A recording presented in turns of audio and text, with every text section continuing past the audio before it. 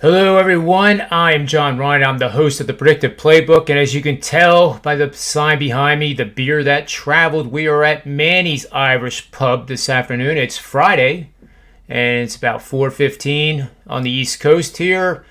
And we're going to break down the NBA games. We're going to break down MLB games. We're going to just about break everything available to be broken by some of the smartest professional sports handicappers and bettors out there on this planet. So I am very excited to have you guys join us. And right now I'm going to welcome in my co-host, sidekick, Rob Veno. How was your week this week, Rob?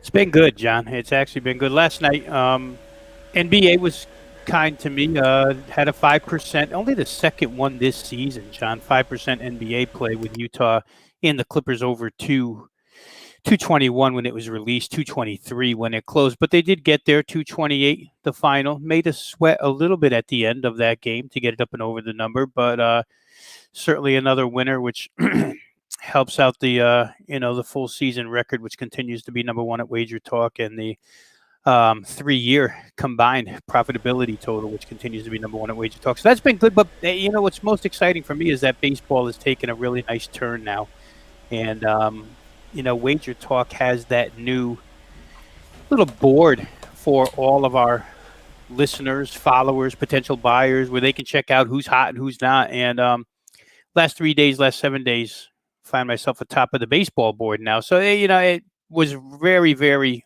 long time coming. But the baseball, if Houston hurt me last night. One that did get me. I had them 5-inning line minus a half of a run. And they score 4 in the top of the fifth to take a 7-4 lead into the bottom of the fifth and give 3 right back. So 7-7. Actually, no, I had money lines, so it pushed. But still, you think you're going to get a win at 7-4 into the bottom of the fifth. And neither team much success with the bullpen. Boston goes on to win. So we're on to the weekend series, and we're on to some game 3s and some of the remaining game 2s of the NBA playoffs. Big night tonight, doubleheader. Yeah, absolutely. It's an exciting weekend again. It's just really good to see the fans in the stands now, and they're sitting next to each other in the arenas of the NBA, and it gets loud, and it's I think it's even more passionate because of all the pent up energy that fans have because they were pent up during the COVID. But tonight we have some really, really big games happening. I'm going to bring on Tony Finn, who just popped in. Hey, sorry, Tony, what's going on? It's a good day. I woke up. Sorry I'm late. You're never late. I'm always late. You can ask anybody. I agree with you, though, Rob. I know. My wife says I was late to the wedding, Tone, so believe me, I'm in your boat. Always late.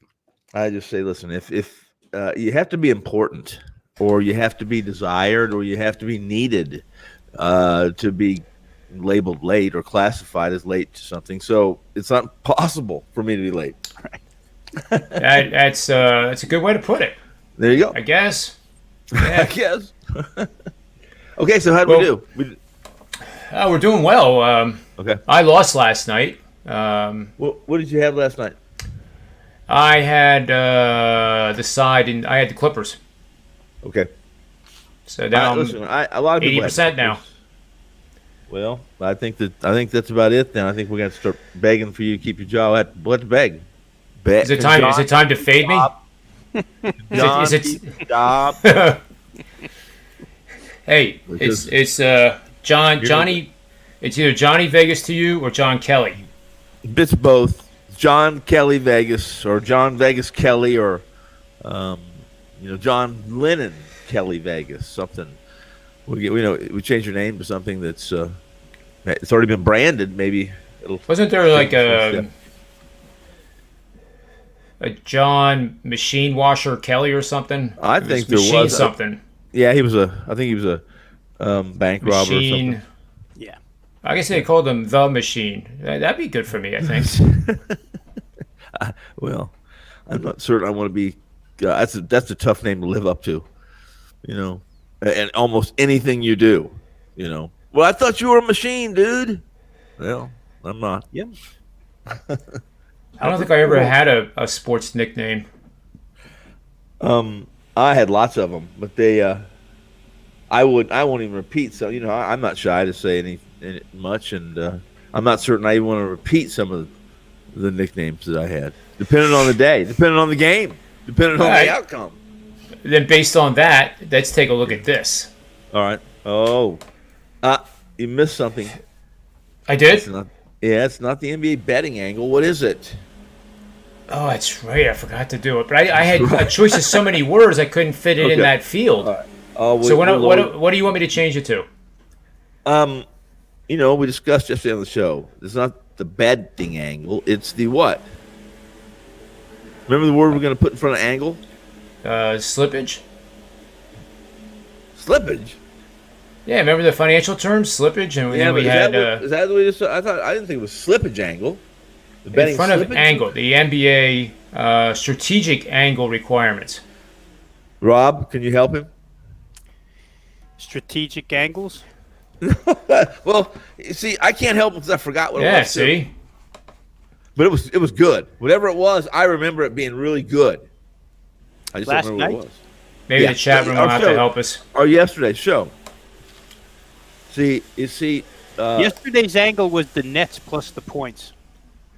Yeah, but we named it something. We renamed it the title of these. I asked John. I said, "Can we name it? Yeah. Can we name it the such and such angle?" And he said, "Yeah."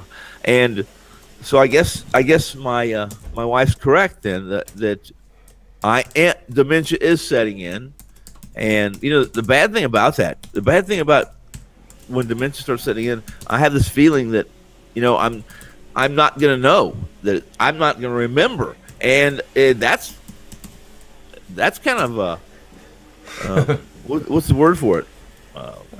Fortunate? Well, for some people maybe, but I'm going to find it rather gratifying. I'm going to find it to be like a conundrum with no solution. Love that word. There you go. With no solution. A conundrum. That's a man's Here's what word. I remember from yesterday, guys. Here's what I remember. Okay.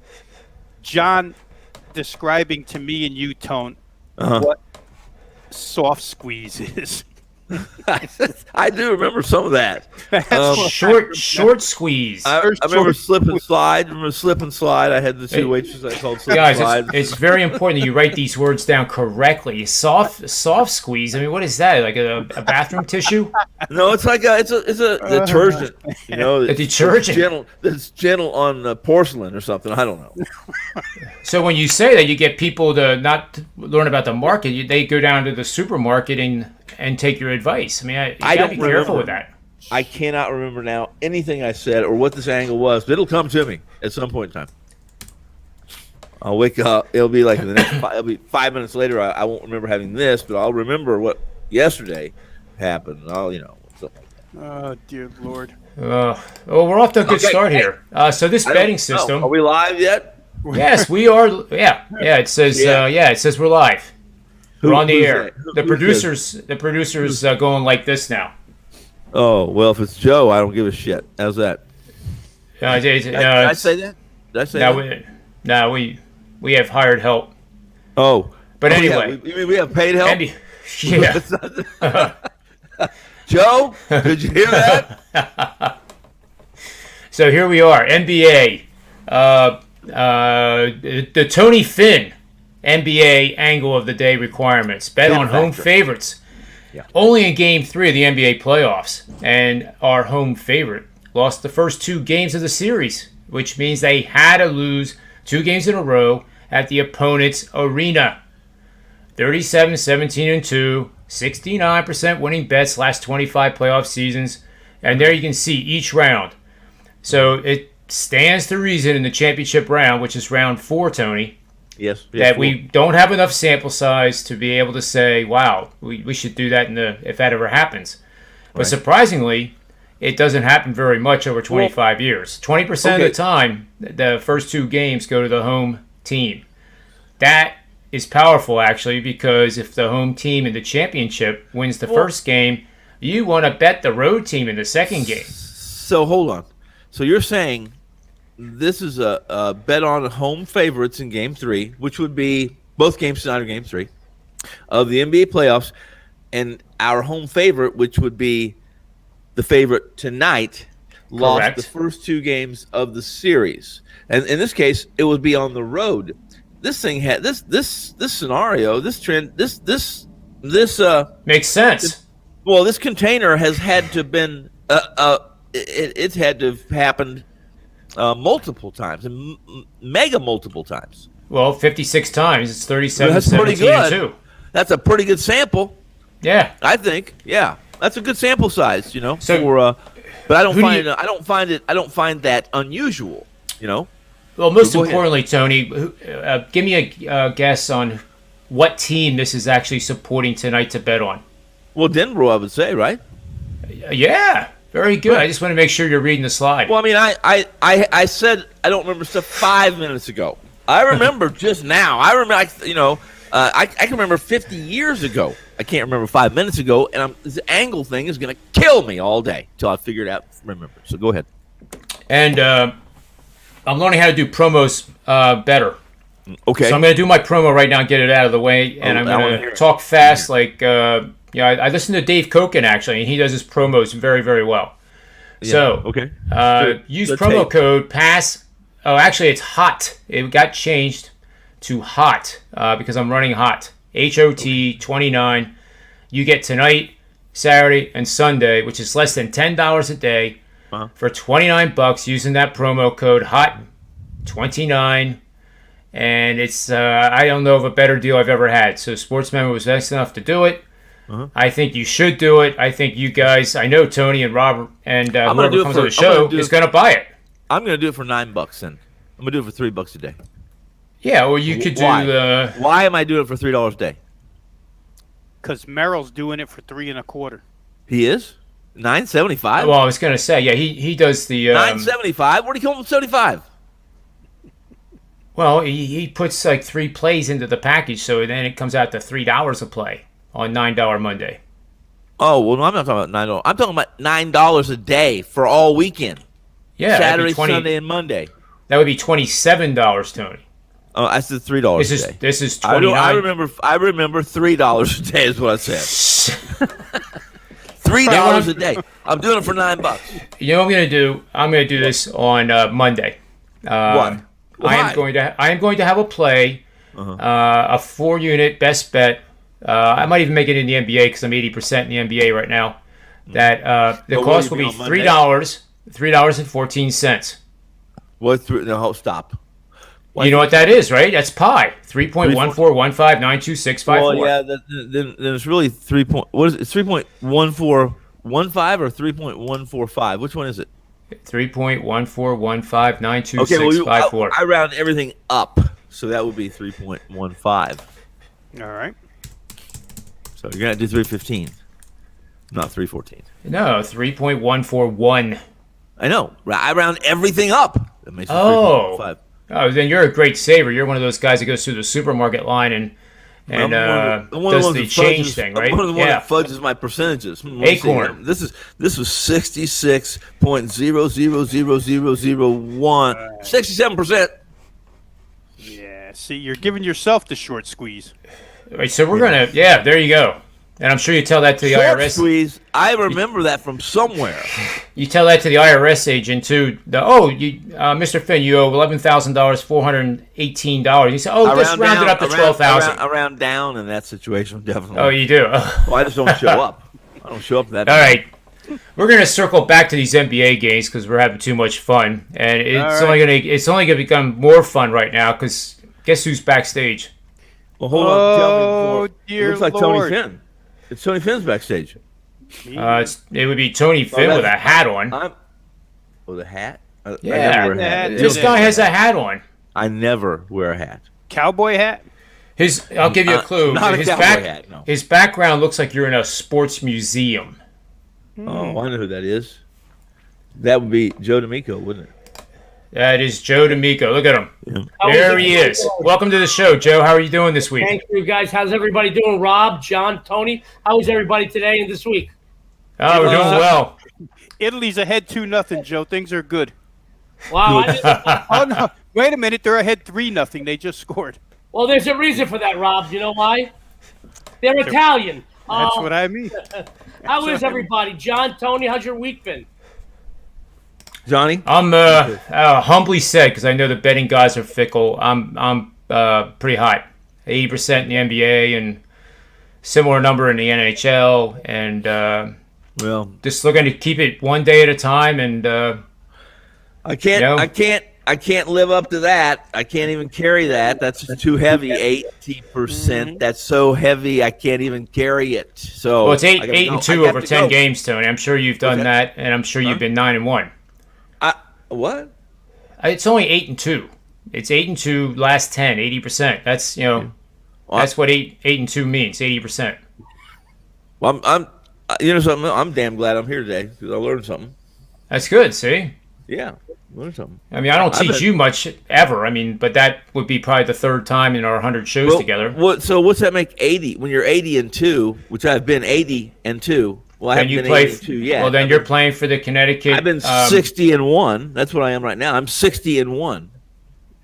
Well, that could mean that you're playing for the Connecticut University women's basketball team if you're 60 It could mean and 1. I'm almost dead. I'm 61 years old. That's what it could mean. So, 8 and 2. Who the hell goes 8 and 2? No one goes 8 and 2. Not without cheating. Come on. Learn from the best. Congratulations, John. I'm watching those videos, man. Sometimes Joe? I actually deflate the balls in my house, and then that way I know I'm cheating. And then when I lose and I throw it at the TV, it doesn't break the TV. Well, I did enlighten you in that container, didn't I? Joe, I had to break the bad news to him, Joe. I told him right. that every coach, every power 6, 5, and 6 coach, every one of them cheats. They don't want to get caught. Well, they probably do. And then a couple bucks here or there, like anything else in life, low-level corruption is the best form of corruption. This high-level corruption that we have in the United States, where you and we can't buy our way out of this, is unacceptable. So, low-level corruption is my next. It's going to be my platform. That was Next time I really run for office. Love that. Joe, real quick, and Rob, when Tony told me that, it really shattered all the good parts of my childhood, because I remember sitting at the kitchen table, and I'm saying this humbly. I would get visited by coaches, head coaches for both swimming and track, and all of them would basically tell my parents that they were going to take care of me like they're my father, and that they know what's best for me, and whatever school it was. Oh, I got to So come back. now you're telling me that those guys all were cheaters, and it's kind of upsetting when They somebody were all says cheaters except for one. And I know I know it's not too early, or it's not. It has to be Belichick. It's not too soon to say this, but the only one that wasn't a cheater was Sandusky. And I'm positive that you decided to go to Penn State. Yeah, boy. Wasn't it too soon? It wasn't too soon, was it? This is an Oprah show. This isn't a sports show. This is one for Oprah. Oh well, then it was probably. No, I'm not going to go there. I was going to go somewhere. And I'm going to stop at Sandusky. That's how it gets, Joe. Well, and on a sad note, on a seriously. Hey, now this is a joke. It was just a joke. I don't. That's I've never. Oh, I just muted myself. I've never been politically correct. And I'm really worried about some of the things I say. I can't stop myself. So, forgive me. Forgive me. No, don't forgive me. Let's move forward. Let's go forward. Let's go be 9 and 2. Okay? Let's hear what. Let's hear from Joe D'Amico and what he has going. I know he has a free pick for us. Yeah, right here, buddy. He's right to your right. Oh, hey, Joe. But I'll be to your left if you're dyslexic. Then look the other way. I'm over there. Good afternoon, Tony. Love hearing to you guys, and I love coming on in and sitting backstage just before the show starts. I got very excited. I heard you guys talking about pie. I thought somebody was serving dessert. I was very happy. Mm-hmm. But no, I'm very happy, and I always look forward to to his betting angles, and I know that you guys are going to rename it down the road.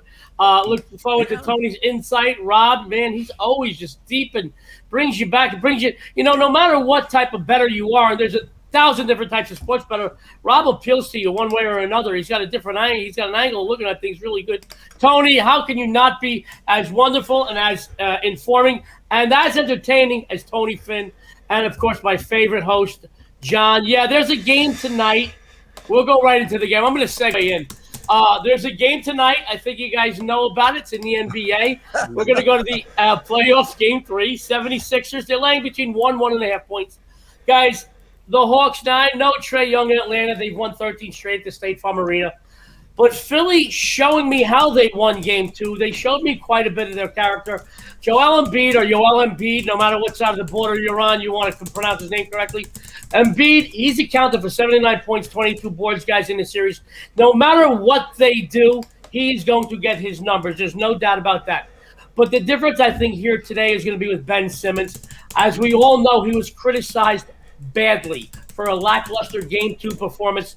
If the rest of the team can play well and get up and see how they came back after a Game 1 kind of embarrassing loss, and then handed Atlanta a whooping in Game 2, if they could play like that and that Ben Simmons can just up his game a bit, I really do feel that this game laying 1.5 points, as I see both around, is worth it. Here's just a funny number, guys. The Hawks are 2-5 against the spread the last 7 versus teams with a winning percentage over 600. So when they play the upper echelon of the league, they're not covering. Very important. Doesn't matter if you win, matters if you cover. 76ers, 10-4-1 against the spread. Last 15 is a road favorite. When you're looking for value, you're looking for teams on the road that can win. And I know we always talk about value, Rob, Tony, and John and I, and we talk about value when you get a road team that can win. It's under a basket here, which I think this is one a little higher. You got to look at it a little differently, but under a basket, I would lay the point and a half with Philly. I do like Philly to break that winning streak that Atlanta has at home. Yeah. That is awesome. Yeah. That is awesome. I mean, how can you not like that? Well, especially he especially talked nicely about Simmons. He said he liked Philly. He said that you were his favorite host of all time. I don't know how much browner he could possibly make that for you, Johnny. Yeah. I'm telling you, we might as well get out of these boxes now, Tone, because so now Joe D'Amico's going to be invited on for the full 2 hours for the next 3 years. Oh, wait a minute. You didn't tell those guys? I'm sorry. No. I just really do. I sit in the wings for a few minutes before I come on. I listen to you guys because you're as informative as you are entertaining. And I do enjoy the banter and the different angles and the fun that Tony Finn brings a real fun, and I'm not brown. Yes. Listen. I'm not brown nosing. I would still get the stars. I would still get the center square, even if I wasn't brown nosing. I didn't say anything about a nose. I wasn't speaking of a nose. No. We like to break them off on our host. Much deeper and much darker than a nose. Woo! Tony has done it again. Totally love to break them off on our host, who is pro Ben Simmons. Oh, yeah, I'm heartbroken again. Why? Now I learned that Ben turned you down again too. You invited him over. He turned you down. Well, Tony, I learned that coaches cheat, and now I've learned that people brown nose the host. Oh God! I thought he was being sincere. Wait till we get to wait till we get out of these nursery rhymes that I've been telling you, and we get to the Stephen King shit. Now we're talking. Okay. I was just excited about pie. Yeah. Yeah. That's right.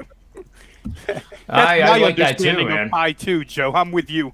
There you Mathematics and pie. I don't know if I know too much. I don't know if you guys have noticed. As someone who's a little the newest comer to the board here, yes. As you guys do the show later on in the week, you guys start off on Monday. You're like an army regiment. You're like straight cut, clean cut, square, everything. Wow. Tuesday, Wednesday, Thursday starts loosening up. By Friday, I'm surprised you don't have dancing girls in bikinis. It's crazy around here come Friday. Yeah. We bring alcohol.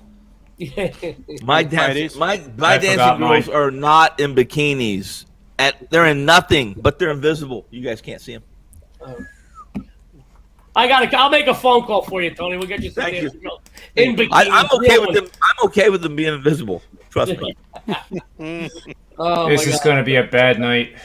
All right, Boy, so oh, boy. Joe loves the Sixers. Come on, John, add to that. He set you up for this. He likes the Sixers. Yeah. Yes. I'm just too depressed to talk about it right now. All Why? right. I'm What the gonna hell picture me tonight. I go into the local watering hole and the bartender says, "Hey, John, what's going on? What can I get you tonight?" I don't know. Well, what's wrong, John? Well, this is the first day I ever got brown nosed. Oh, you guys are killing me. I love you guys. I just like being on the show because I get to hang out with you a little bit more. I get one of them handicap parking stickers. This is great, man. All right, snapped out of it. Ben Simmons? Ben Simmons. Yeah. Oh, right. It's all right. Well, let's talk Sixers action. I tell you what, there's a lot of the analytics that are pointing towards the Hawks. I hate to tell you this. I am a no play on the side with any of my 4 or 5 unit plays. They're fake analytics.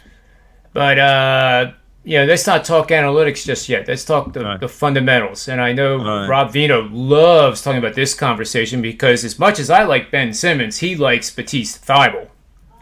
That is And true. it may not be publicly known yet, but I just broke the news. It's okay. We can So, what am I going to say?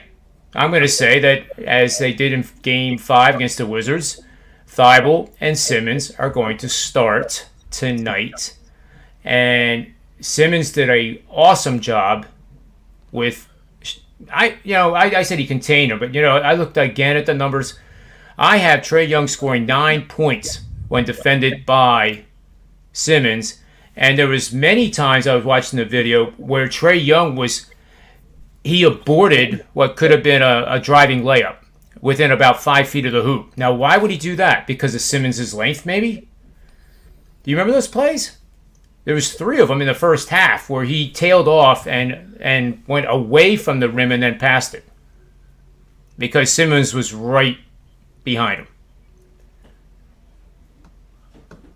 over the top. Yeah. So, well, I thought I'd get a reaction out of Tony Finn on that, but I'm preoccupied with my okay. So invisible girl here. So go on, I'm listening. let's say we're in the fourth quarter. Yeah. And let's say Simmons has shot some free throw attempts in the game. Oh for And, two. and let's say he's made some too. He hasn't. If you're He's the over coach two. of the Hawks Yeah. and you're trailing by 3 with 7 minutes to go, 7 minutes. 7 minutes to go in the game, I'm you're trailing by how many? trailing by 3, and Okay, you're the go ahead. coach. This is like I'm one of ahead our then. favorite I'm ahead, I'm segments. ahead. You're the coach. Okay. What percentage of free throws made by Simmons would prevent you from potentially fouling him? Is it 65%? Is it 80%? Made? Oh, what? I'm was- the opposing coach. I'm the opposing coach. Yes. Yeah, you're and you're Nick- 3 I points would- behind. Here's what I would say. Here's what I would say with that. I'd say, listen, how many made ones? That's a good question because you see, it's a good question because it's theoretical and it'll stay theory forever because Ben Simmons doesn't make free throws, so we can't even test this damn thing. Tony, this is a hypothetical. I know exactly. It's a theory. Yeah, well, it's a what if.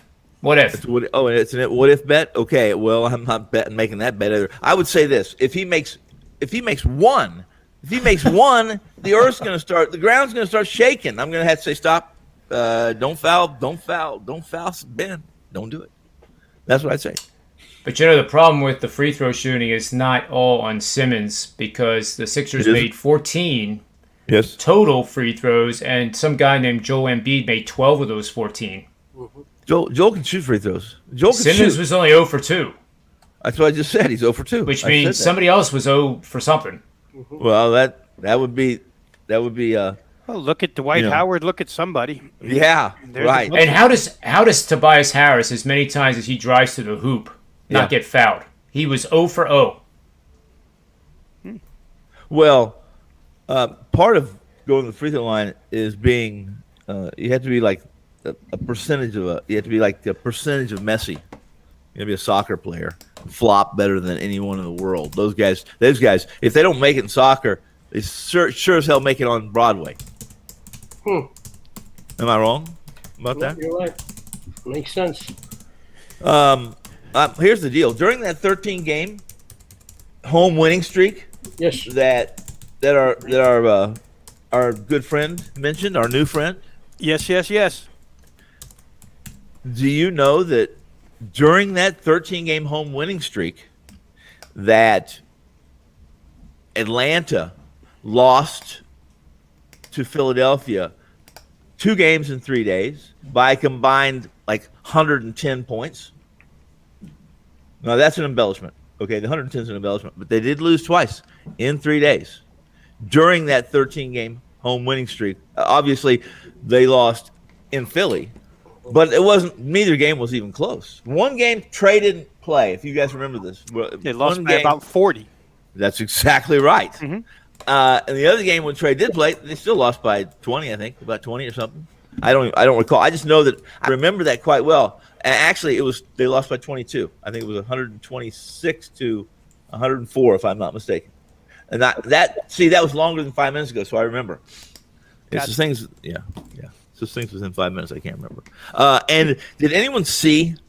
I have a question. What the hell is going? What's going on in our world that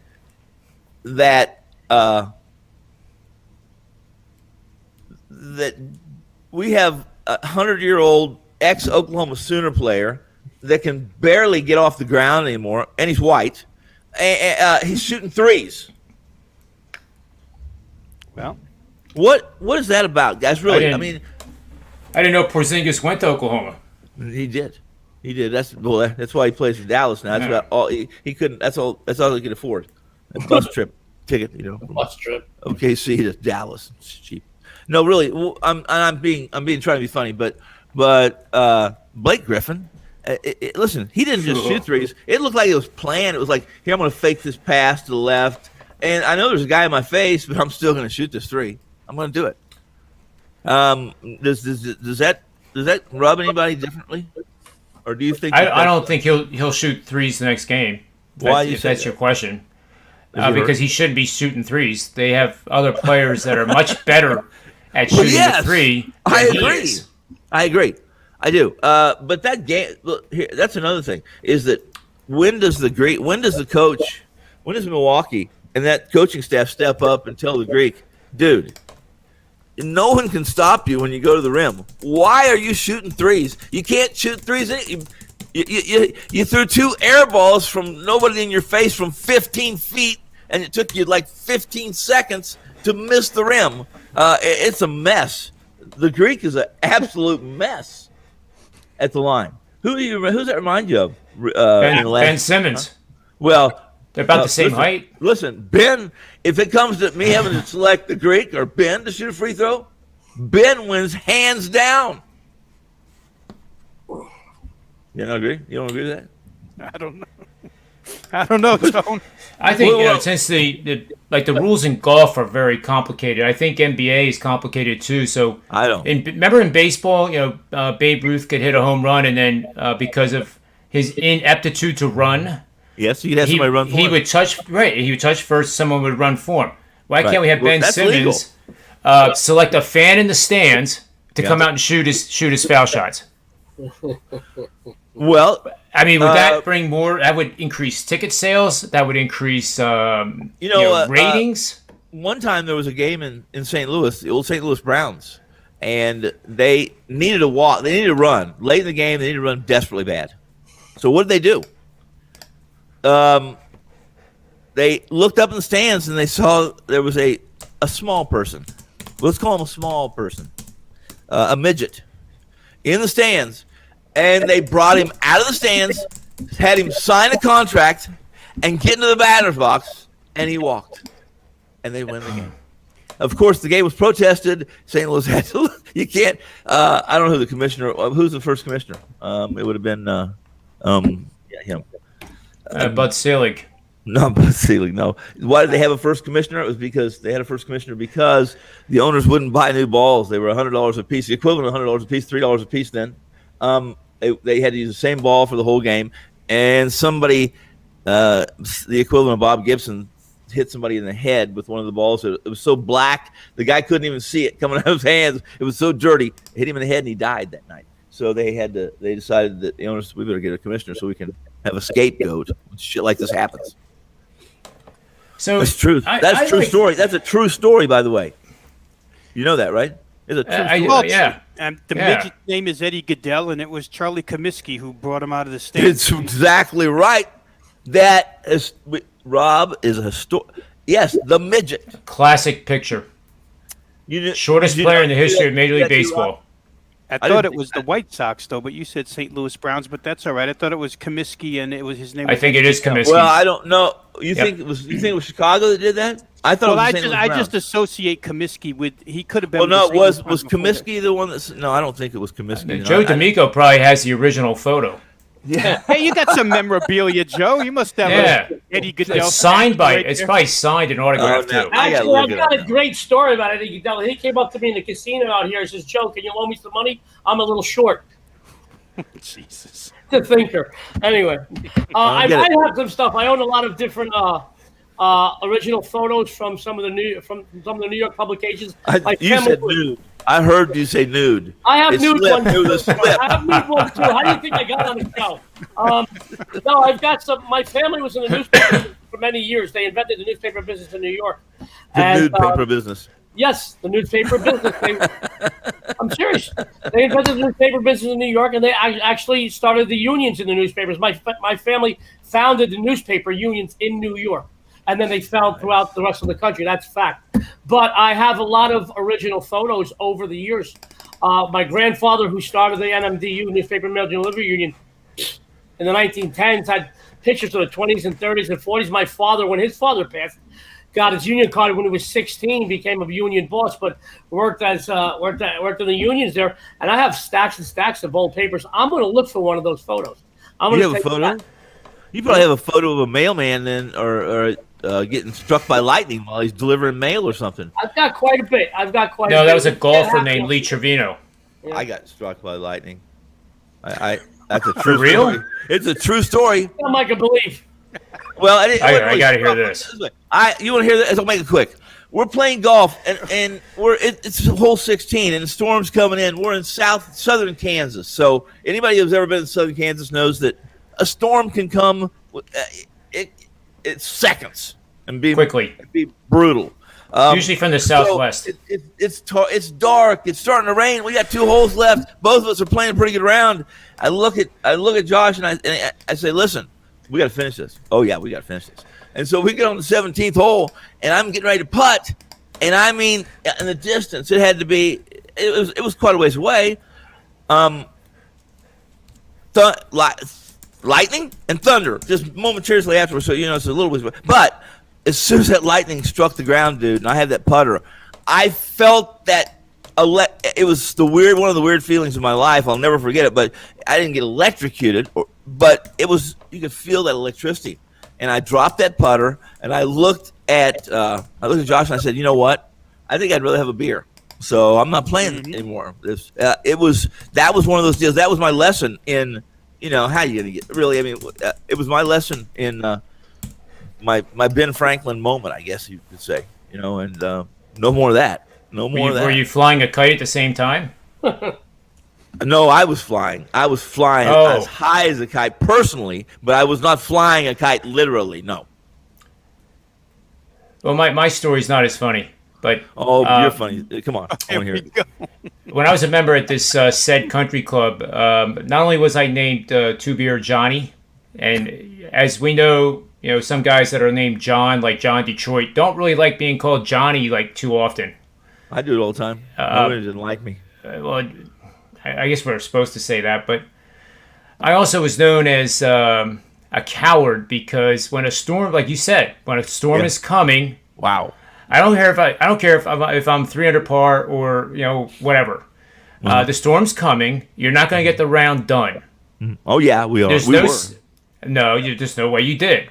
You got struck by lightning. You could have been killed.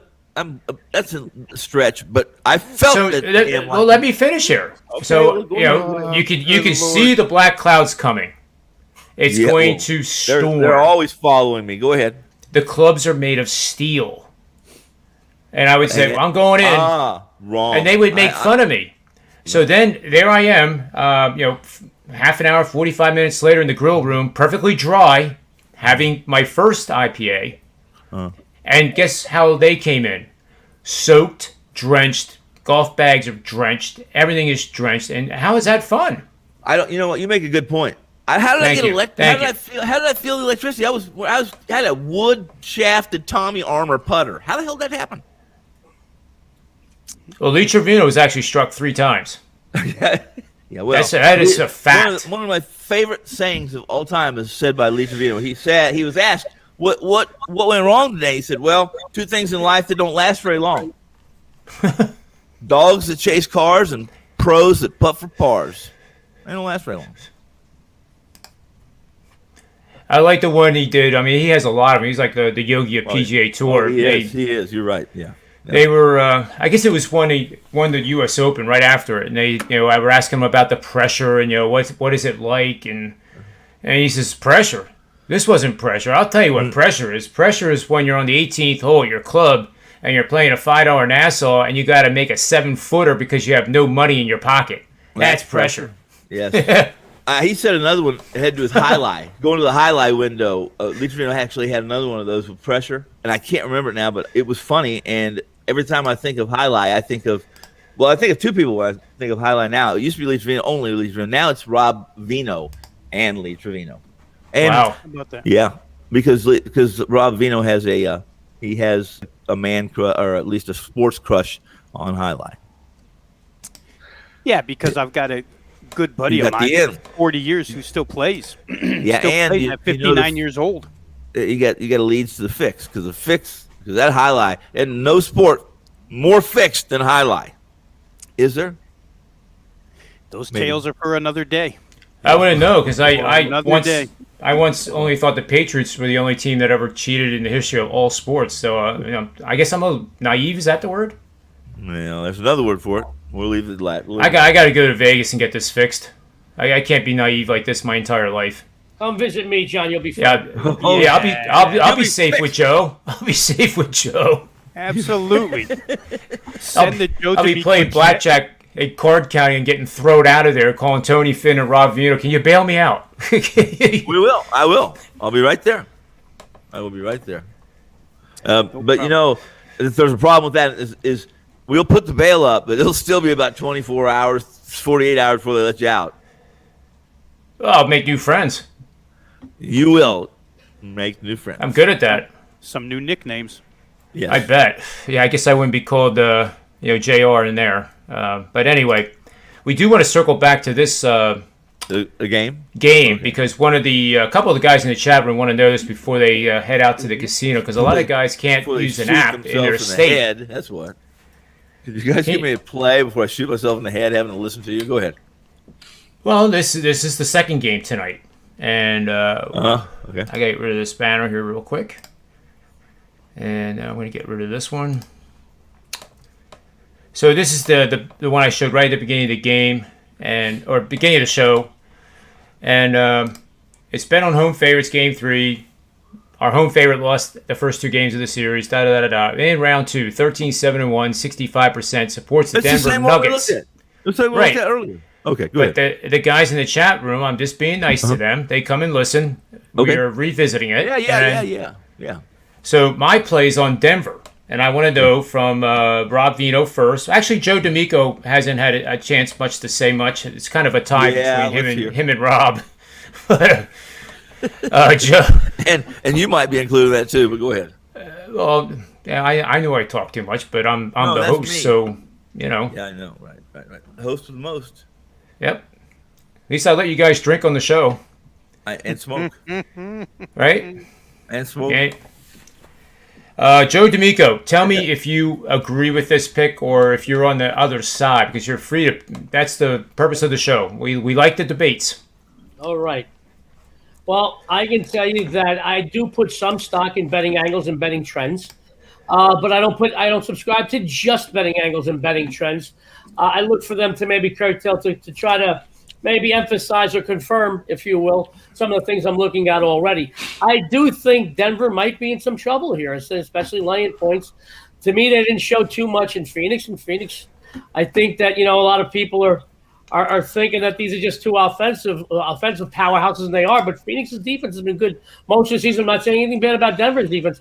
But I think Phoenix might surprise a lot of people. I think that the closer they get to closing out the series, and believe me, Phoenix will win the series, guys.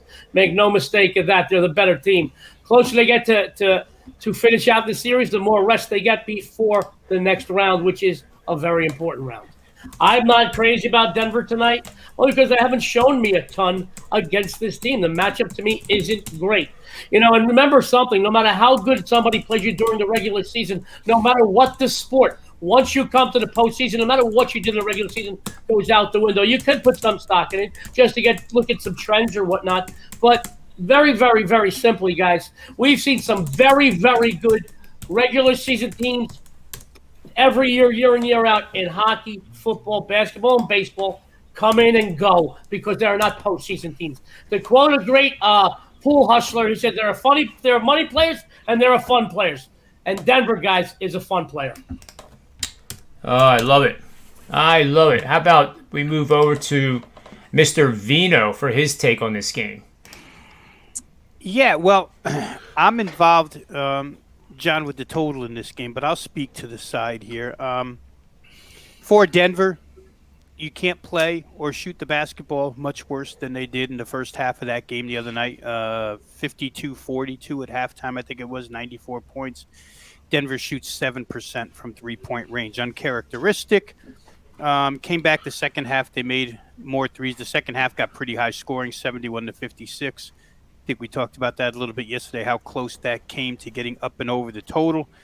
And they actually, John, I was talking about it with you because you had under and survived that second half onslaught, especially right. when it got a little scary.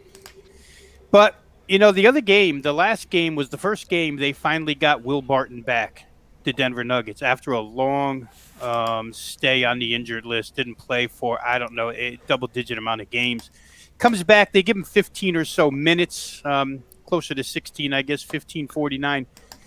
And tonight you figure that Will Barton is probably going to be in a little better shape here. So I think their offense will be better for what it's worth here.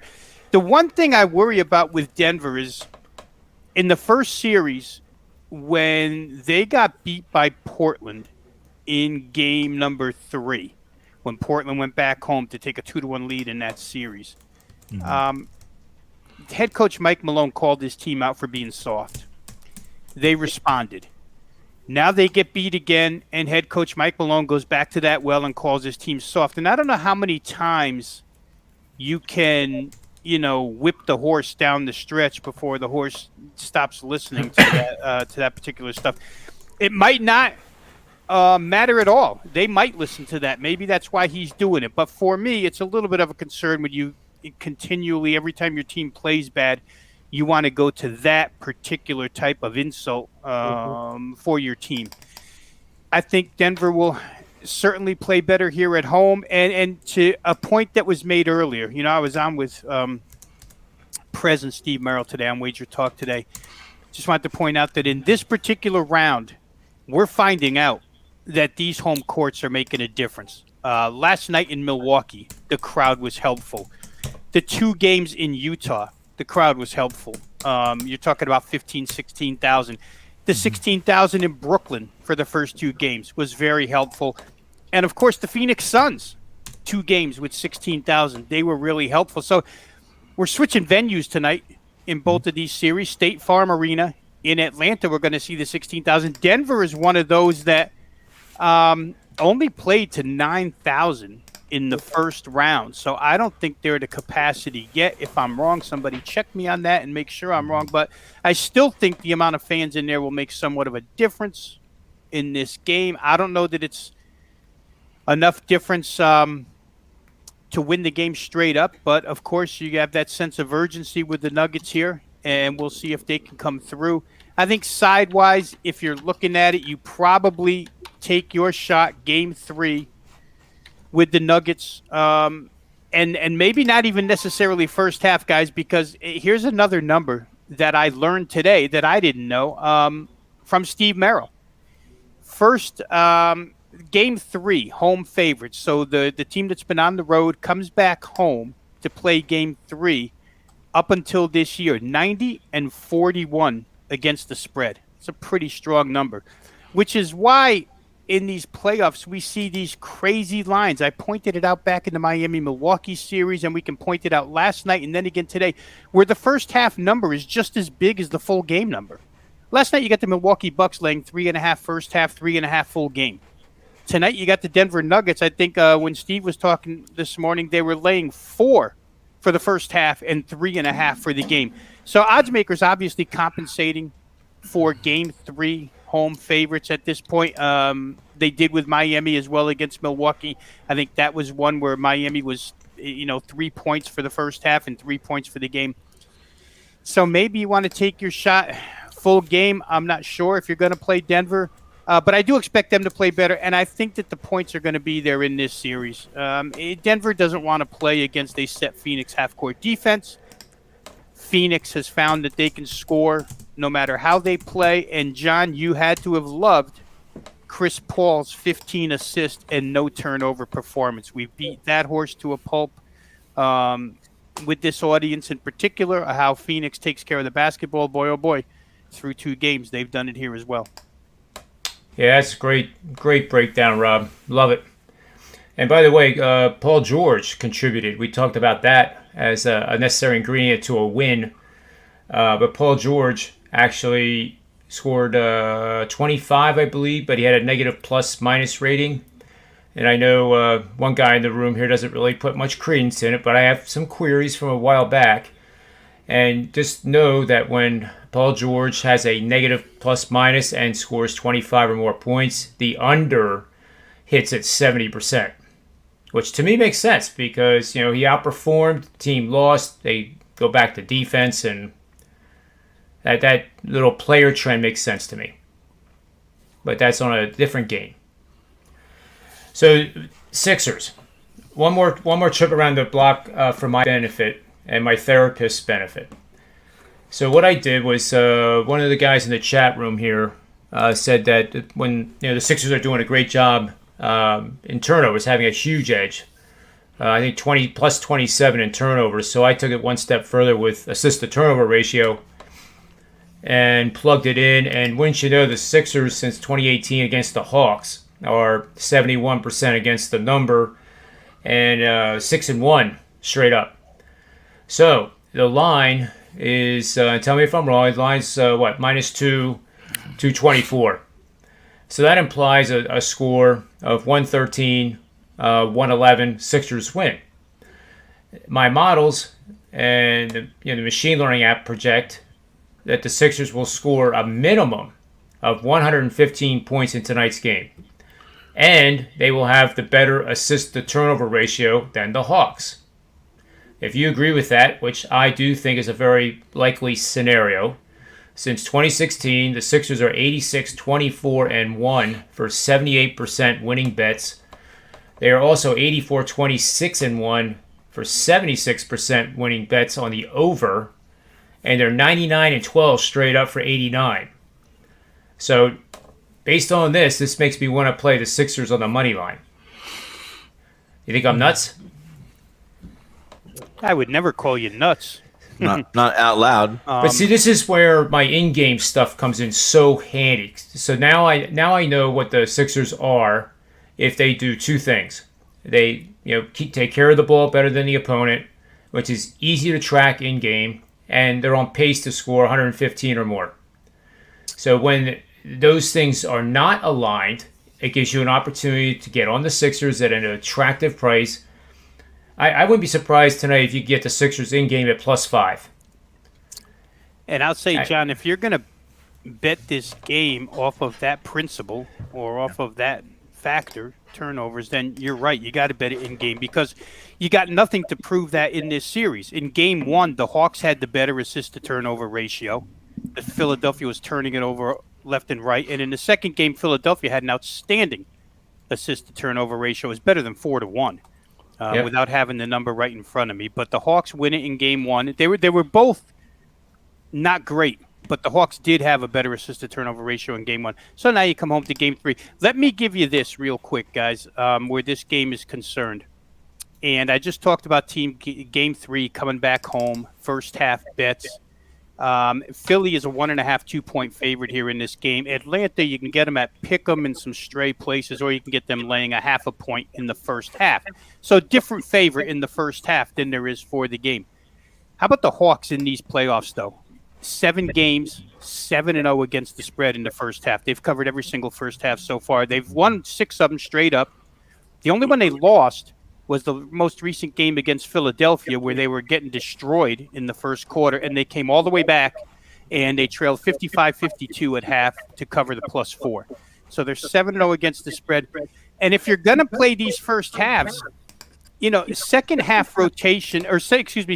quarter rotations by these coaches means a lot. And Philadelphia's bench was absolute garbage in the second quarter of that game. 32-0 advantage for the Hawks. So when you're playing first half and you're going to give 5 minutes or so to the bench to start the second quarter, the Hawks have now won both second quarters, guys. 32-27, 35-24, which is a reason why they've covered both first halves. I'm interested to see how Doc rotates tonight. He may have a newfound confidence because Shake Milton bailed them out the other night, and all of a sudden the second unit decided that it was time to play and opened up an 88-84 lead to the point where they were up +20. But if we're just talking first half here, and I'm going to have starters versus starters to start the game, and then I'm going to have bench versus bench for about 5 or 6 minutes of the second quarter, and then return starters on starters, I'll take my shot with Atlanta and their bench at 0.5 point at home in front of 15,000 in a game where they have to make a couple adjustments here. We'll see what they do, and we'll see what Philly does. But second half would be totally different because coaches will go about their substitution patterns different in the second half. The game's on the line at that point. And we saw Doc Rivers absolutely run Joel out there for 12 minutes in the third quarter. Didn't take him off the floor. That's rare. Ran Ben out there for 11 minutes, 12 seconds. Didn't take him off the floor, but for 48 seconds. That's rare. So I think first half here with Atlanta just to win by 1 point is probably worth a look. They've come out of the shoot fast in every single game until the last one. And when halftime comes, they've been right there to cash tickets. So maybe Atlanta first half, just a subset of this entire game. And it can work both ways now, right? Atlanta could cover first half. Joe mentioned earlier he likes Philly full game. You could certainly see that scenario playing out here a little bit. We'll see what happens. But I would think that if Doc needs to, he's going to go to his starters in the second half as much as he has to try and get a win. Oh, I agree. We're going to just a quick goodbye to Joe D'Amico. I know he has an appointment at 2:30 Pacific Standard Time. And we don't want him just leaving us. We want him to be able to say goodbye to the chat room and give a promo for whatever he has going this weekend, and tell us again how fortunate he is to have a host like me. Well, I think I'm very fortunate to have a host like you and great co-panelists like Rob and Tony. No, thank you for everything, Tony. John, I'm really having it's a great way to go into the week and finish off the quote-unquote work week. For us people in this business, we don't have a day off, but for most people out there, this is like the last chance they get to see us before Monday. I want to thank everybody. I do have a couple of big games over at SportsMemo tonight. My 68% MLB home run play, my 59-19 and 2 NBA Vegas Insider move. Both are available right now at SportsMemo, as is my NBA rest of season package. Put up a big discount. I've been on the NBA leaderboard all season long, guys. I have a big discount. You get the rest of my NBA winners. Every release I have, $99 over at SportsMemo. But I wanted to thank everybody. My favorite host of the business, there's Merv Griffin and John Ryan. That's it. There's John Ryan. It's always a pleasure. Who's Merv Griffin? Well, I'm older than most of the guys on the panel. I just look good. I want to thank Rob Veno. Rob, every time I'm on the show, honestly, your insight is just, it's priceless. And I know how you appeal to everybody. And Tony Finn, as entertaining as you are informative. It is always a pleasure to share a panel with you. And everybody out there, listen, I'd love for you to follow me, but if you don't follow me, go to one of these other great guys over at Sports Memo and Wager Talk. You can't go wrong. They've been recruited on this panel for a reason, not just because we have different points of view and different ways that we look and sound and different angles, but because they're very good at what they do. And they have my respect, and I appreciate everybody out there. Good luck and have a winning day. Thanks a lot, Joe. Weekend, buddy. Joe, we could have said it better. Thank you. Take care. Well, I ought to use that as the closing for the show. Yeah. That was good. He's good at that. Yeah, there was a guy that was popping in and out in the backstage, and it looks like a Hollywood movie star. I might have sent the link out.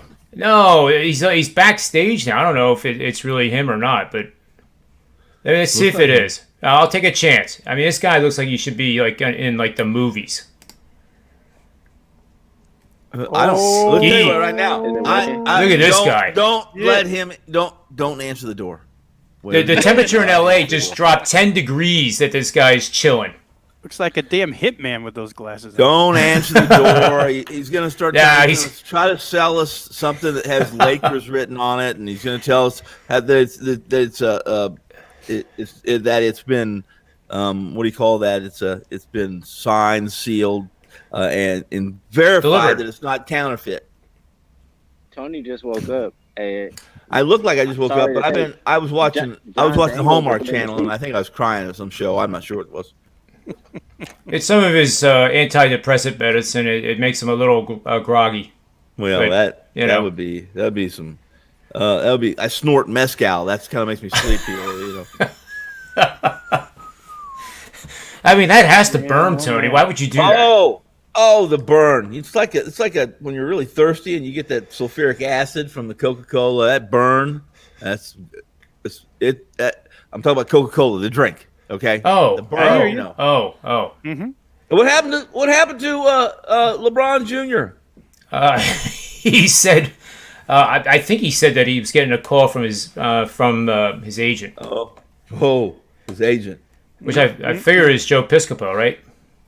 Joe Piscopo. Hey, I want to throw something in on this. I'm going to throw something in on the Denver game. Get in there, Tom. My intel. Get in there.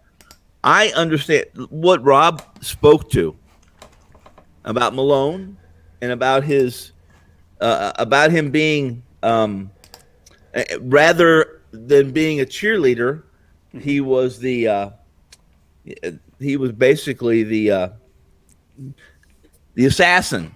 He wasn't really player friendly with some of his comments. Well, some of the information I have is that there were several players who were not. They, as Rob mentioned, guess what? They were tired of hearing it. Yeah.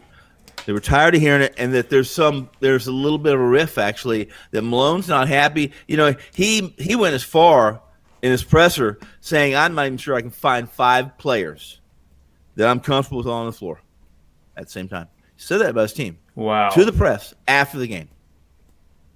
Yeah, it was brutal. It was brutal. Wow. You can do it once, Tone, and get a good know. reaction, but when you start going to that well. Yep. I mean, and I didn't even know what you just said here. So, but it just kind of verifies what I was thinking, that, if I'm one of those guys, stop, please. We just got whacked. I don't want to hear that again. You're right. And listen, the main guy who, now I don't know if they have a riff, but the most vocal that essentially said, I respectfully, in so many words, I respectfully disagree. What he said was, I disagree. And that was the Joker. Now, there's a lot of how can you do that to? He just, I don't know. Well, some MVP, coaches, right? Listen, you're right. Some coaches that way. I won't begrudge a coach for being that way if he does it the right time, right situation, and for the right reasons. I have 4 kids, and 2 of them, when they need to be encouraged, I give them a little kiss on the cheek, and I give them the girls a kiss on the cheek and a pat on the back, and say, listen. You're a good person. Yeah. And then I've got one that he needs to get kicked in the butt, and that's everybody's different. They're all different. They all respond differently. But Malone in a basketball team, you're saying See, not everybody's going to react the same. So that's it. Not only that, but that was from Colorado, a friend of mine who writes for a publication, and it's a nonprofit publication, but he's a really he's a sharp guy, savvy basketball guy, and he has access to the locker room and such. Okay, and he thinks there's some tension in this locker room, and that everybody's a mess right now because they're going to be because Jokic is going to get a trophy tonight, and there's going to be so many different things going on. They're down 0-2. They lose tonight. It's over. Right. I think they lose tonight. Right. I'll tell you this right now, from my Arizona guy, and those who are listening, listen. This is what they're going to do.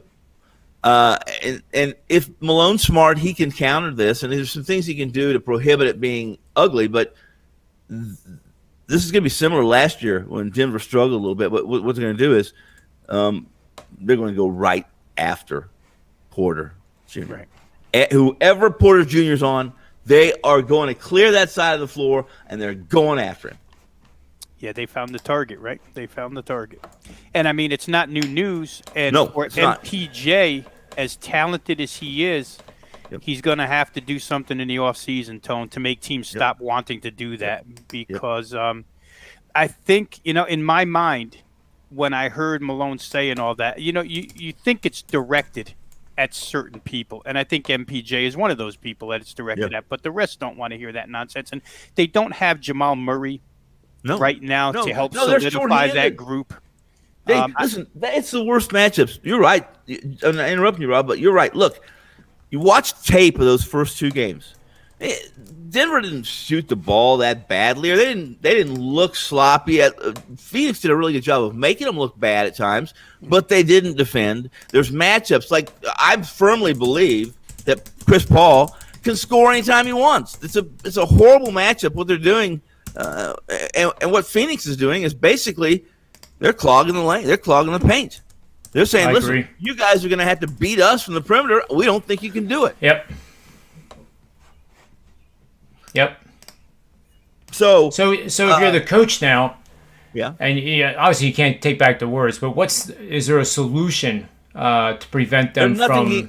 Other than getting on his knees. Strategically, with the matchup you mentioned is so overwhelming.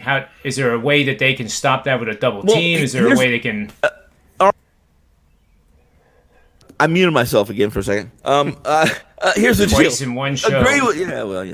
It probably should be more. Agree with me or disagree with me is simple. It's simple. The backcourt for Denver right now, with no Murray and with Barton coming in and being more of a liability, as Rob said, I think first off, his Raptor, when Barton was before the pandemic in 2019, if you look at his Raptor, over the top, his WAR Raptor is over the top. What he brought with this team. And the way they match up right now without Murray, his Raptor is not very. If you trust a Raptor, and the guys that do that, I trust to be. It's something worth looking at, okay? And I'm telling you right now, this backcourt, the starting backcourt for Denver, it needs to be flip flop. Probably if they have any chance at all, they really need to. They need to sit the 30-year-old rookie, and they need to put some new blood. In that, there's something's got to change because you cannot win the way they're playing, the way they're scoring, the way they're defending, and some of they have no cohesiveness, none. I mean, part of this is what Phoenix does and what they do and what they did, and they were home.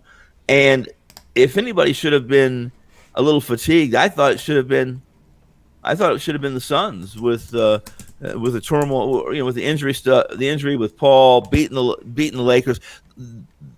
There was a lot of people we know, people we work with, that don't believe Phoenix. They didn't believe they could beat the Lakers. Mostly they didn't think Phoenix could win not because of what LeBron could do, just because of those young kids playing LeBron in the playoffs.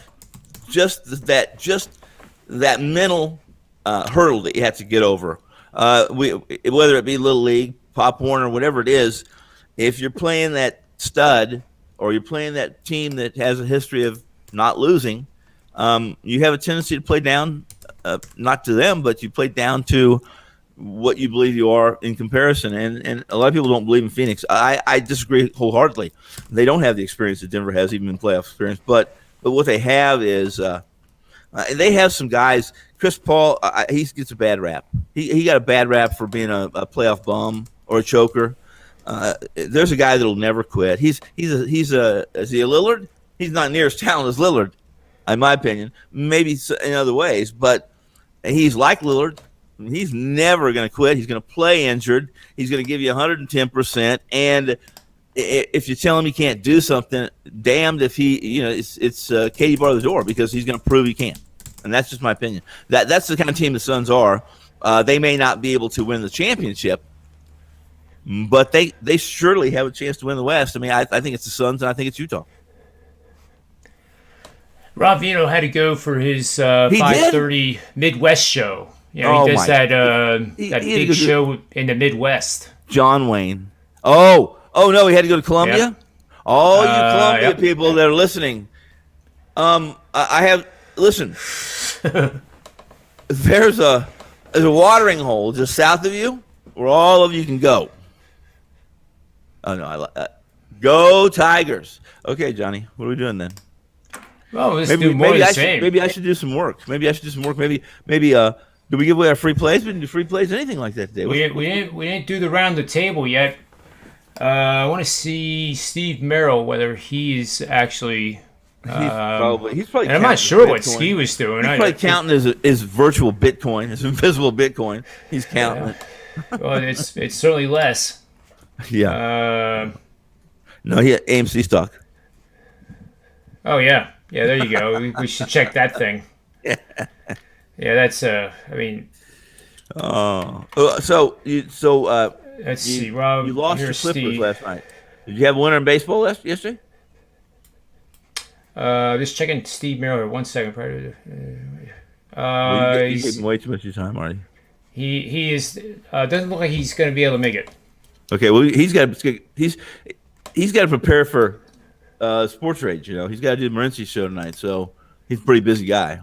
He's got it's way past his bedtime too. He's got some other family activities with his children too prior to that. So I mean, I wish I had more of those. My children are all grown. They turned 18 and said, "Yep, I get to get the hell out of this house." That dad of mine's a nut. Okay. No, that's not true. My girls love me. But they always like coming back to visit now too. My girls love me. They love me. My daughters are great girls, and my sons are terrific too. We've been really lucky. My wife, she tells everyone that I was a great dad. I did everything. I set the perfect example of what not to do,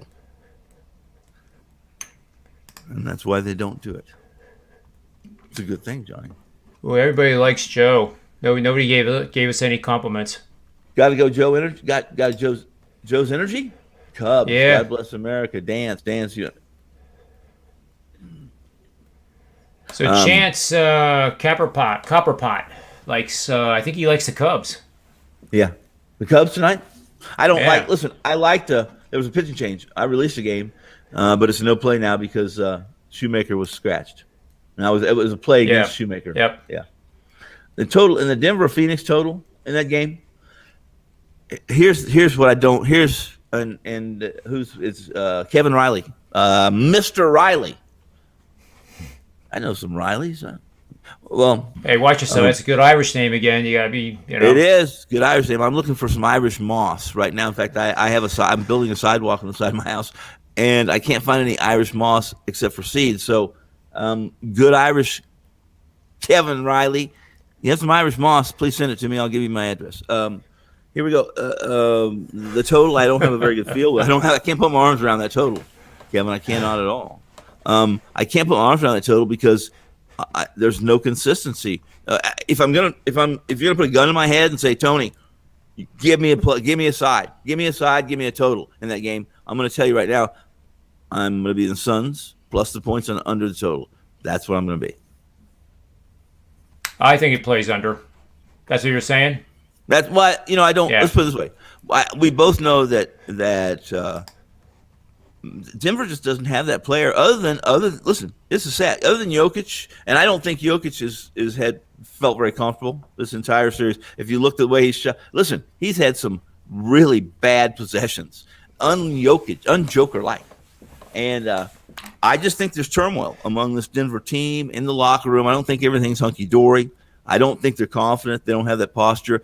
You look at this team when they come out of the breaks, out of the huddles, when they take the center circle, they, as somebody just said, love Joe's energy, right? They don't have any energy. The Suns, on the other hand, lots of energy. They, I watched the end of that Colorado and Vegas hockey game last night, and I was amazed. I don't watch a lot of hockey, guys. I watch some hockey because I like hockey, but I don't have time to watch anything but what I cover. I barely have any time to do that, and I certainly don't have any time to do the show, but I do it because I love you guys. And if you saw Vegas, that energy they had when they scored, when they came out in the third period, the energy, they turned Colorado over like 3 times straight. That is what you get with Phoenix. It's not what you're getting with Denver. I don't think the Pepsi Center helps them that much tonight. Not formerly known as the Pepsi Center. I don't think being a mile high is one. I don't think it's a fragment. I don't think it's a splinter in Phoenix's tennis shoes. Be deep enough that it's just not going to matter. And if all things being equal, unless something really changes tonight, and that means that Michael Porter Jr. not only makes some shots, but he doesn't get frustrated when he's embarrassed defensively. It's going to happen tonight. Then I don't know how you step in front of Phoenix here. I just don't. I don't either. And I learned another thing, that I'm not the only one that does this. Okay, and I feel good about that. I'm not the only one that types funny. But here you go. I bought a stealth keyboard. See what he wrote? What did you write? No, Chance Copperpop, with all due respect, no, they just won. Won what? It's the wrong. It's the wrong one though. Yeah. And then he quick corrected it. See that? I do that. I thought I was the only one that did that. Oh, I don't do that. I don't do that with one. I do it with some words. Well, I mean any word. Oh, yeah. I do it with certain, like lesbian. I do it with fun. I put like Tony Finn instead of lesbian, and then sometimes I put lesbian in place of Tony Finn. I'm a full-fledged card-carrying lesbian. But we now know that was officially Ski Profit, because here's the proof that was actually Ski Profit with the dark shades on, because read that. Anthony Davis, healthy Lakers. Living in the past. Oh, yeah. No. Living in the past. They get a mulligan. Lakers get to have one game reprieve. They're going to play in place of Denver tonight at Mile High. I wish Ski was here to answer that. Where's my damn jersey at, Ski? I want my jersey. He's in the chat room. He's not saying anything. I see him. Of course he's not, because he.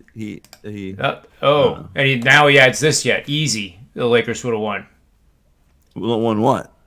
I don't know what he's trying to say. Like ONE or WN? Because they would have won. It won some custard. I think they needed to win more than one, though, because you have to win 4, right? There's gonna be just Ski, just belly up. Either order the hard copy of the LA Times or buy a sub online, because things are a-changing. The times, days are changing in the Lakers organization. No more of this friggin' LeBron dribbling the ball down, putting it between his legs, putting it in his pocket, taking a couple smokes off his vape, and then putting the vape back in his pocket and shooting a 3-point shot. It's over. It's done. Sons of bitch can't shoot. And here's more evidence. Yeah. It's coming out about Ski. Look at this. He loves LBJ? Wasn't he a president or something? No, I think it was. I think that stands for Long BJ or Lesbian BJ, something like that. All right, on to the next topic. Yeah, okay. Quickly. There was a guy here that had a legitimate question.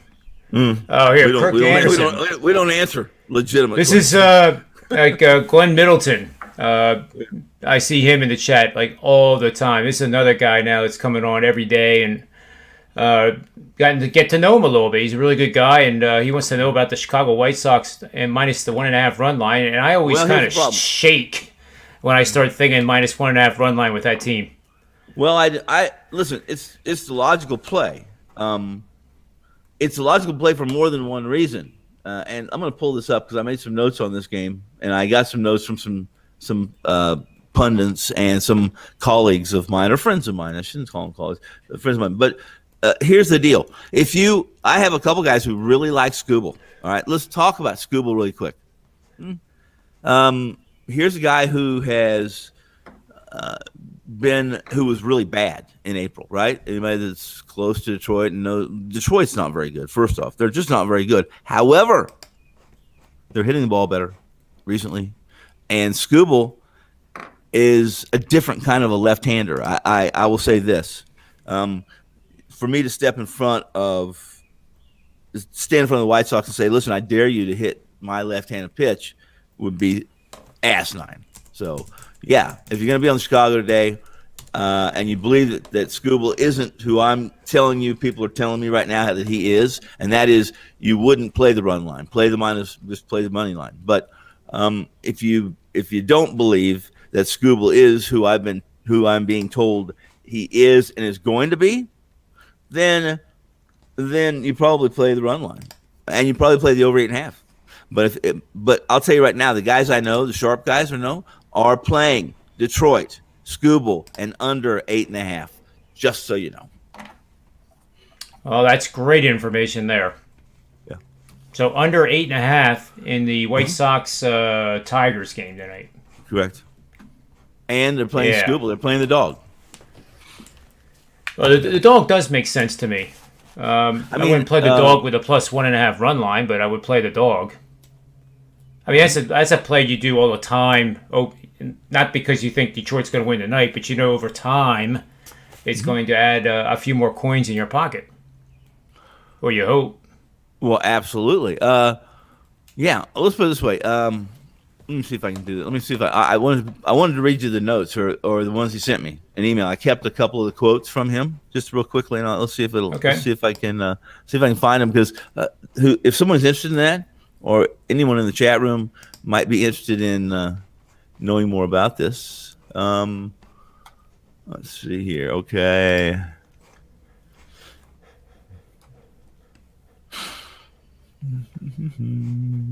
Oh, here we go. Okay. Here we go.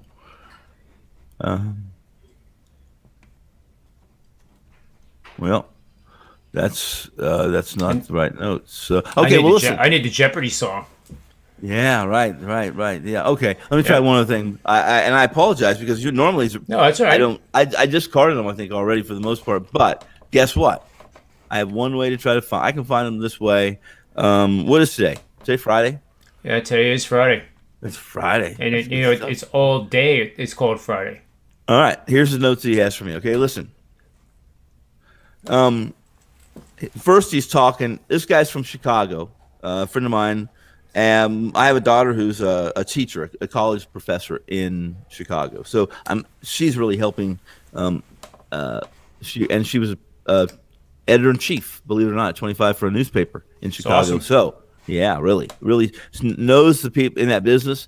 Love that she's in that business, and love that I can find these guys. Now, he mentions to me this. He says, "Listen, the White Sox aren't hitting lefties like they were. There's that they got that tired bat, and that's a phrase among beat writers that." You get that, the tired arm, or pitchers get that. And there's calling tired back because the White Sox posted a 385 weighted on base average, WOBA, okay, against left-handers by far. That's the top mark in the league, right? However, Sharps are kind of playing this party line right now, and they've been avoid steaming the White Sox against lefties because they're at 310 OBA. Over since May 13th, okay, which is only a month, but that's a lot when we're only 2.5 months into a season. So what they're doing is they're playing Scooble. They didn't mention Scooble too much other than this. This guy's a second-year guy. He's struck out 50 batters in his last 6 starts, 32 innings, 50 batters, 3.09 ERA, 1.25 WHIP as a sophomore for a bad team. Impressive, no matter how you spin it. Yep, I agree.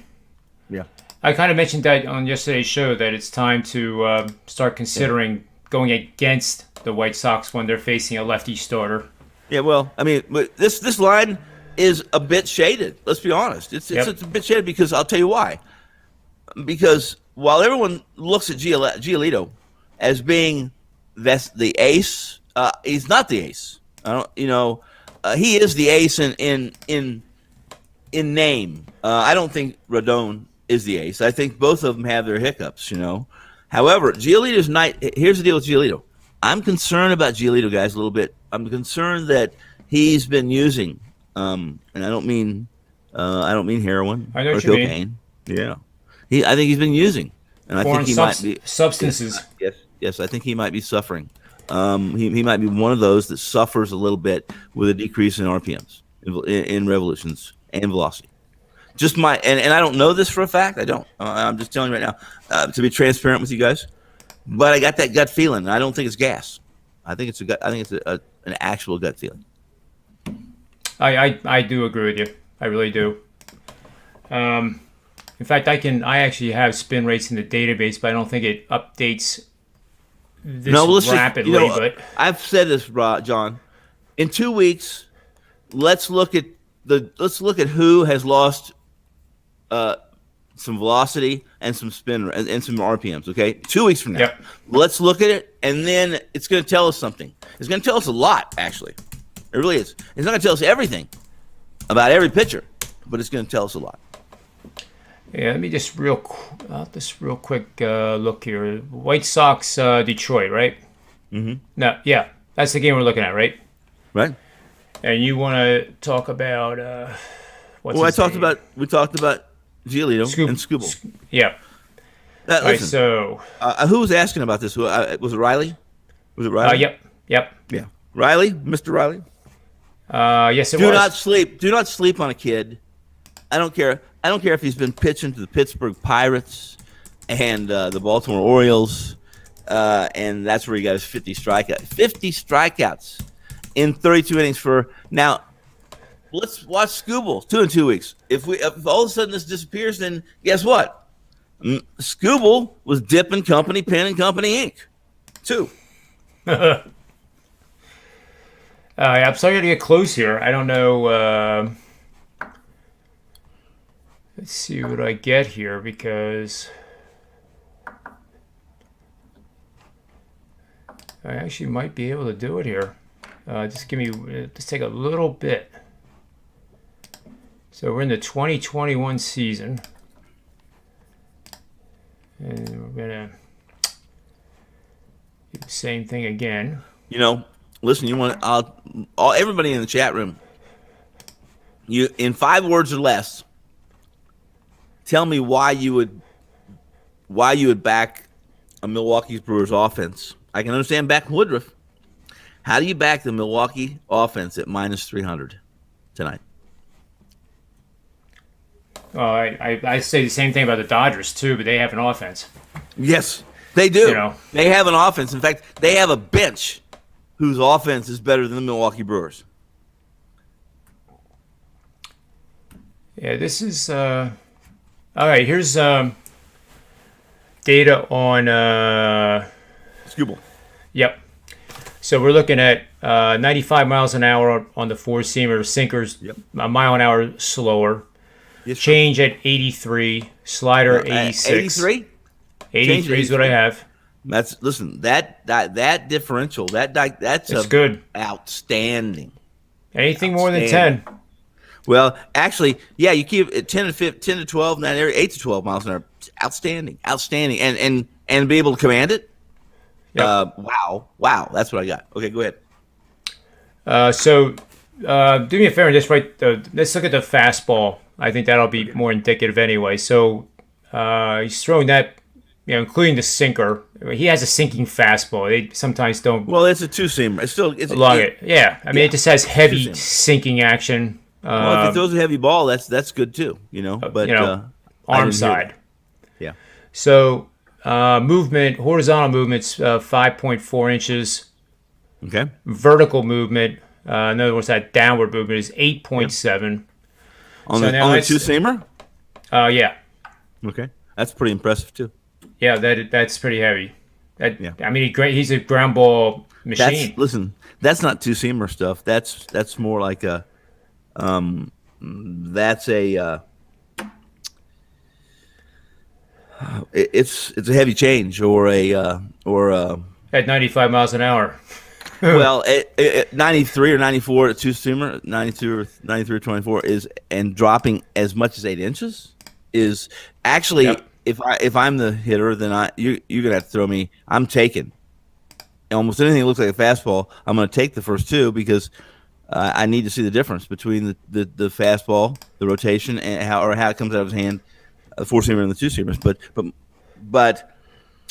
But if you're dropping 8 inches, brother, that's more like that's not really a two-seamer. It's a heavy change or a knuckle curve maybe, and even then you can't throw it's hard to throw a knuckle curve. You can't throw it that You fast. can't throw it 95 miles an hour. No, You can't even throw it 80. no. I threw a knuckle. That was the only curveball I could throw. Was a knuckle curve when I played. That's what I taught kids, by the way, because it doesn't ruin your yes. elbow. You're right, and that tucking that finger is it really gives you some extra or some revolution that you need. It's very deceptive. And yes, it's very deceptive because it looks like it's coming out of your hand faster than it is as well. Yeah. You throw it like a two-seamer. That's what I would tell the kid, and then Kershaw throws it. Bumgarner throws it. Listen, who was the best? Who threw it? Of the Hall of Famers, there's one Hall of Famer that threw a knuckle curve better than anybody, I think. He played for Baltimore. Yeah, Mussina. That's right. Yep. Yep. Yeah. It's amazing. I can You're remember correct, the team, sir. but not the name. All right, so in 2020, speed was 94, change 83. What was his walk ratio? I have that on a different sheet. Okay, don't worry about that. So, listen, vertical that would be my movement- concern. Vertical movement was actually more. So that would mean less spin rate now. 9 inches on the vertical, 6.5 on the horizontal. Mm-hmm.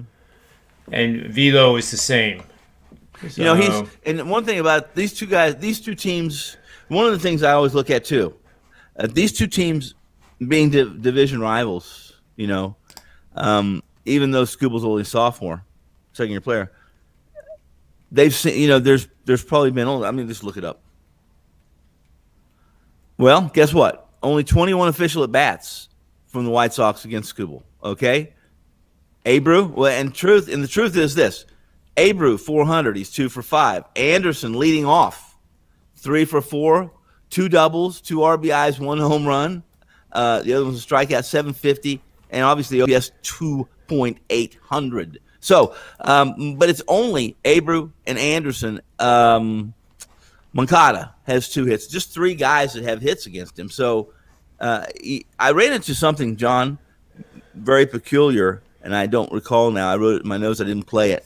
Didn't play the pitcher, but there was a pitcher that was going up and his career numbers statistically versus a specific team and their lineup, that the on-base percentage was like a porous 295 or something, okay? The slugging percentage, 250. wow. Yeah, you don't see that very often. You don't see a slugging percentage lower than an on-base percentage. But that's the kind of crap we got. That's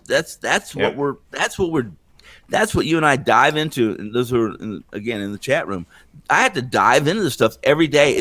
The pandemic was a nightmare. I have not had a good year. In truth, in 7 years, 8 years with Wager Talk, since the start in 2014, most of my, as you've heard today, it's coming back for me, but I rely heavily on contacts that I've developed relationships with over 20 years, and I do for them, they do for me, and I get information that is very not only dependable. It's not hard to garner a relationship or form one with a beat writer. Most of them are, if they have time, will talk to you. But what's hard is, much like you have to handicap a beat writer. You have to find out which ones are good at what they do and which ones are full of shit. True. There's a use for both. Yeah. Well, the one that is full of it and is contrarian. Well, I'm not of that school of thought. It's like the guy that says, I'm going to buy this guy, I'm going to fade him. Well, here's the deal. If the guy's a 50%er, then you're a loser. You're going to lose fading him. You're going to lose playing him. I'm glad I don't know anybody that bought somebody and faded them and then ended up the guy goes 8-0 or something. Well, first off, 8-0 is hard to do. Wow. Second off, no one I say buy. If you were going to be a guy, why not? I don't mind. If I could, it's here's what people don't understand. It's just as hard. It's just as hard on money lines and point spreads, especially handicap games, point spread games. It's, you'll say, well, that guy's horrible. He went 0-10. That other guy's great. He went 10-0. It's as hard to pick 10 straight losers as it is to pick 10 straight winners. It's true. Hard. It's hard. It's true. Yeah. Damn right it's true. If you know anybody who can pick 10 straight losers, you buy the sons of bitch and you play them. You fade them. Because that's a skill. That's a skill set, man. That's why I like watching the roulette wheel once in a while, and you get these guys, and I say it all the time. Red came up 9 times in a row. All of a sudden, black completely disappears from the wheel. And the world all of a sudden starts betting red. And guess, yeah. Well, I've heard guys at the crap table, somebody roll 5 straight 7s, and they say, the odds of this guy rolling another 7, he can't do it. Well, I never say it, but I want to say the odds are exactly the same as the last time you rolled the dice. Every time you roll the dice, the odds are exactly the same of rolling a 7. So don't tell me that. And you know what that term is called in statistics? I think they called it's not dynamic. It would be a static. I don't know what it is. Something static. What is it? Mutually exclusive. Oh, mutually exclusive. Yes. I mean, it sounds like a dating relationship, but it really is a statistic. Yeah. Well, that's MIT stuff. That's like got my application. 5th or 6th grade now for these kids. Yeah, probably. Yeah, right. Yeah. I don't have that math when I was a kid. Well, it just means that mutual. What does mutual mean? Mutual means together. Yes, it means exclusive means the opposite. So, so it's an oxymoron. Well, not really, but mutual means that you're doing something. It's the same thing. It's agreeable. It's like gumbo shrimp. Well, not really, but oh, come on! I get where you. Yeah, well, I know. I don't know who. See, those are the things I really want to learn. It's like a driveway. It's like driveway, freeway. Yeah. Parkway. It's like well, you don't park your car on the parkway. Why do you park in the driveway and drive on the parkway? It's bullshit. Right. Okay, why are you confusing me? Yeah, Jumbo Shrimp. I want to know, like, especially like in the movie Forrest Gump. I suddenly realized that I want to meet the man or woman, caveman, whatever. Mm-hmm. That was the first one to say Jumbo Shrimp. Well, and somebody said, marketing genius. Wow. A marketing genius. But there had to be a first, right? Well, there was a first too. Yeah, there was also a first. Let's call this a Jumbo Shrimp. Yeah. And then we have extra large Jumbo Shrimp. It's kind of pregnant, or I'm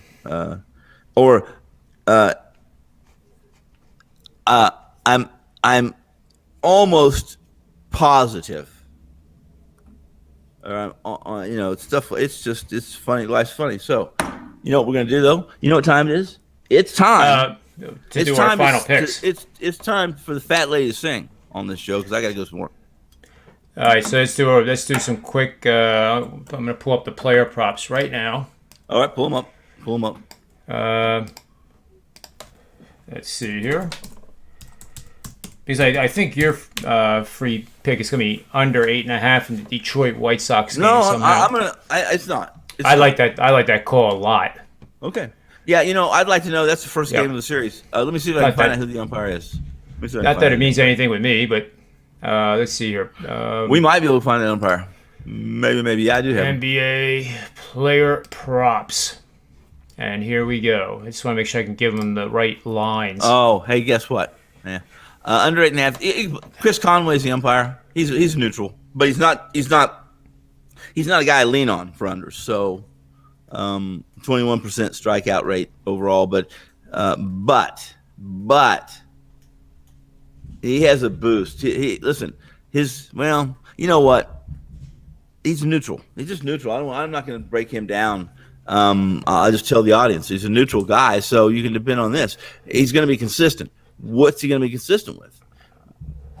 Guys who are consistent aren't always consistent from game to game. They're typically consistent inside the game, but their strike zone might be bigger because the pitcher has a different style. It might be a soft tosser, those kind of things. So Chris Conway, neutral, under 8.5 in Chicago. What's the weather like?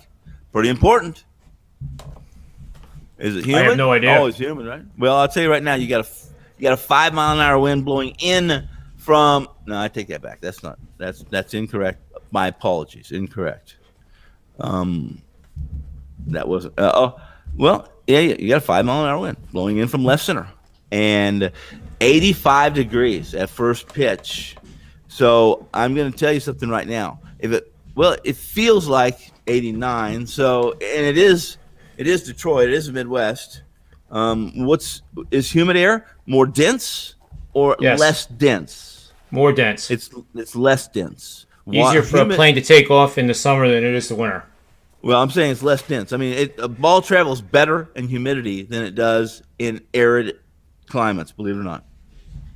That's correct, because it has its backspin. That's correct. The backspin allows it to float. I don't buy the backspin stuff, but that part that's probably the best truism I said on this whole show. It's physics. Backspin keeps the ball in the air, and then the particles in thicker air with humidity, the ball grabs those, so to speak, and it keeps it airborne. As opposed to when it's 30 degrees and the ball goes nowhere. It's not hitting. It's not. First off, Tiger Stadium is not hitter friendly for the most part. It's just not, and especially when it has a 5 and 10 mile an hour wind blowing in from center field. It's just not. Yep. I have. If you're done, I have my. Go, and I'll tell you what mine is after you're done. So I've been rolling pretty good with these, and the one I really like a lot because I had to be consistent with it. In fact, there's two that I like quite a bit. Okay, so that Jokic guy, triple-double. Joker. 4.5 to 1. I'll take that. I'm staying away from that. I'm told you why I'm staying away from Denver in totality. Well, I think he has to do it all. Well, yeah. Right? He has to do it all. Does. If he has to do it all, no, my luck, he'll have 9 rebounds. But I think he'll get the assists and points. I mean, points is a guarantee. I mean, that's a lock. Right. Unless he gets hurt. I mean, there's no such thing as a lock. I shouldn't use that word. But here, points now. Mortal lock, by the way. Points. I have Gallinari over 12.5. I kind of liked how he played the last game. Plus 105. Okay. And then we have Bogdanovich, who I personally do not like how he plays. Right. He's fundamentally flawed on the defensive end, and sometimes he's not moving around on offense. He seems to stand in a spot until the ball comes to him. Yeah. I bet him under in the other game, game 2. I'm betting under 17.5 again, minus 107. Right. And I am taking Simmons over 13.5 points, minus 105. Because there is a history with him coming off a game where he had no double digits in assists, rebounds, or points. He averages 16.5 points the next game. All right. So I'm doing that. And because I don't want to not be part of his triple-double, and this has no merit whatsoever based on research. It's because I don't want to have somebody tell me, "Oh, did you see Simmons had a triple-double? You bet him all the other ones." And it's only pizza money, folks. So we're doing the triple-double, Jokic and Simmons. And boy, if I could parlay it, if they would let me parlay those two money lines together, then I don't think BetMGM's going to like it. Okay, well, here's what I got for you. Here's what I got for you. All right? Yep. Quickly. Over 2.5 runs, Yarborough. Tampa Let me write this Bay down. started. Huh? Yeah, right. I'm writing it down. Over 2.5. Over runs. 2.5, you can get that at either a plus 105 or about even money. Okay? And Yarborough plus 105. And that I'm getting that from Pinnacle. Okay. All right? Yep. I like the under in the Angels and Arizona game tonight. That would be Ohtani and Kelly. Okay. Under 9. Great pitcher-friendly, huge strike zone. Greg Gibson, guys. Okay? Under. The fact that it's being played in Chase, the roof will be closed there tonight because anytime the heat index is 100 or more, and it is in Phoenix right now, then they will close the roof. Okay? Those are the two plays I like tonight. I like Yarborough. Baltimore is crushing left-handed pitching. They've decided they could hit left-handed pitching, and Yarborough has not been he's not been sharp yet. He's got some hiccups. He's got some command issues. Over 2.5 runs and under 9 at between the Diamondbacks and the Angels. And it should be a good game to watch. Ohtani is fun to watch play. Yeah, he is. Yeah, it's interesting that Baltimore. That's an anomaly, and you know it. But it's everything. People that may not. Everything.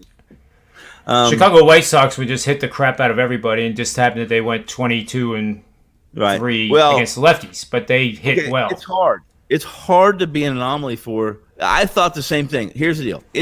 I don't give a whole lot of validity to splits, right, and left-handed splits this early in the season. However, there are some that I give, and if you go to MLB.com, wherever you look at stats at for Major League Baseball, and you look at those stats, I discussed one yesterday that I think is critical for anybody out there that's self-handicapping, and that is the team that's going to win in July and August and September. Trust me when I tell you, everyone's going to hit home runs. The team that's going to win, the teams are going to score runs without hitting home runs, and they're easy to find. And guess what? Those teams right now are at the tops of the division or fighting for the top of the division. So, yep. Bam. There we go. Love it. That's my plug. All right, buddy. So, Tony, thanks for being here the whole time. The endurance is, marathonic, and I appreciate it very much. Yeah, we have a good crew here. We have a really good crew, and the show's doing well. Everybody's happy with it. And if you just come up with some Quaaludes and some mezcal, I'd be on this show for life. I'm trying to buy the worms. I hear the worms you can get on Amazon or something. I'll eat them. They're a delicacy. Well, I don't know about that, but I'll throw them into my mezcal and swallow it, and gargle a little bit and say, "Worms up." I mean, bottoms up. Let's go. You got it, man. Let's go. For Tony Finn, myself, the Predictive Playbook, WagerTalk.com, and SportsMemo.com. Let's have a profitable night, and let's have a great weekend, and we'll look forward to seeing you again at 4 o'clock Eastern Standard Time on Monday. And may all the wins be yours. Serious